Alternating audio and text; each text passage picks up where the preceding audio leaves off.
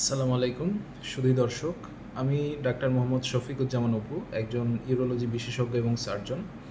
আজকে আমি আপনাদের কাছে একটা গুরুত্বপূর্ণ বিষয় নিয়ে আলোচনা করব, সেটা হচ্ছে ইউরোলজি। এই বিষয়টা আসলে কী? গ্রামেগঞ্জে বা অনেকেই শহরেও অনেক মানুষ আছেন যারা কিনা ইউরোলজিকে নিউরোলজির সাথে মিলিয়ে ফেলেন। ইউরোলজি বিশেষজ্ঞ বললেই তারা ভাবেন যে নিউরোলজি বিশেষজ্ঞ, এবং তারা আমার কাছে জানতে চান যে মাথা ব্যথা, হাত পা ঝিনঝিন ধরা এইসব রোগের চিকিৎসা আমি দেই কিনা।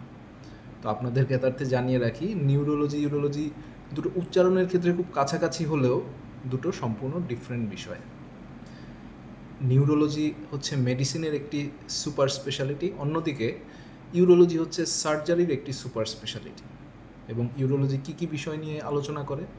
ইউরোলজি মূলত মানবদেহের গুরুত্বপূর্ণ অঙ্গ কিডনি, পেটের দুপাশে অবস্থিত, তৎসংলগ্ন অ্যাড্রেনাল গ্রন্থি এবং কিডনি থেকে বের হওয়া কিডনি নালী, মূত্রথলি, মূত্রনালী এবং পুং জননতন্ত্রের যেসব রোগের জন্য সার্জারি অত্যাবশ্যকীয় সেসব বিষয় নিয়ে আলোচনা করে থাকে।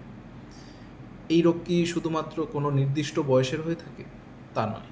এই রোগ কিন্তু একদম শিশু বাচ্চা থেকে শুরু করে বয়স্ক পর্যন্ত যে কোনো মানুষের এই ধরনের ইউরোলজিক্যাল সমস্যা হতে পারে।